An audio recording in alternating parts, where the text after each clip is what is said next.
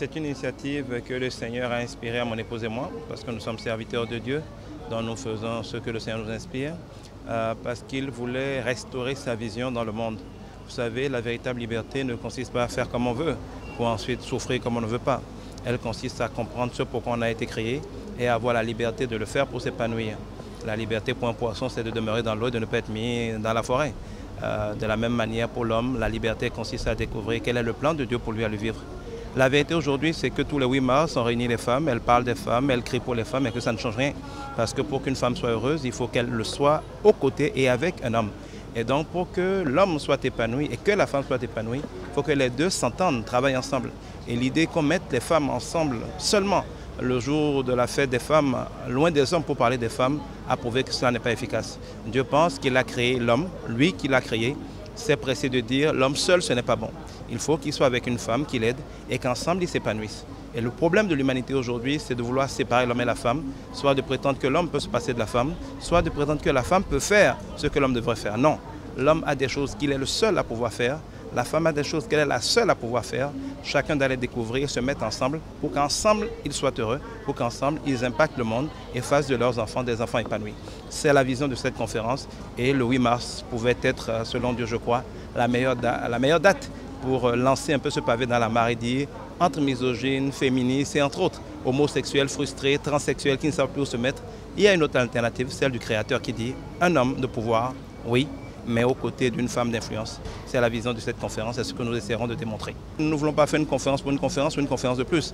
Cette conférence n'est que le point de départ d'une campagne mondiale de promotion de cette vision de Dieu, pour dire à toutes les organisations internationales, à toutes les ONG, à tous qui se battent pour du féminisme que cela n'est pas la solution. Le féminisme détruit les femmes, les misogynes, ça détruit les hommes aussi. Nous croyons qu'il faut revenir à la création, il faut mettre des hommes à côté des femmes, il faut apprendre aux gens à fonctionner ensemble, il faut dire aux femmes qu'au lieu de rivaliser avec les hommes, elles devraient s'occuper de les influencer. Croyez-moi, Dieu a donné aux femmes, dont particulièrement la matière. Quand une femme veut bien prendre le temps d'influencer son homme, elle obtient beaucoup plus que quand elle se bat.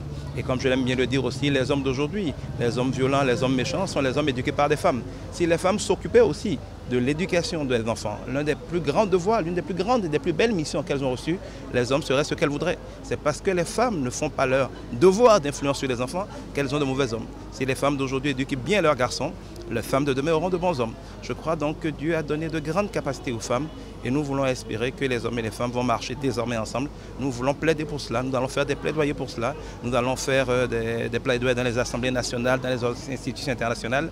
Un site est en train d'être fait en chinois, en français, en anglais, en allemand, en espagnol, parce que nous sommes bien déterminés à porter loin dans le monde la vision de Dieu. Et donc ce mémorandum est une manière de résumer en 30 points quelle est la vision de Dieu sur le rôle de la femme, le rôle de l'homme, comment ils doivent marcher ensemble, quelles sont les responsabilités des uns et des autres, comment doit se passer le travail des femmes dans le couple. Bref, vous allez voir, c'est un document assez complet que le Seigneur nous a dicté point par point pour dire aux hommes, voilà, en 30 points, ce que je pense que vous devez faire pour être heureux.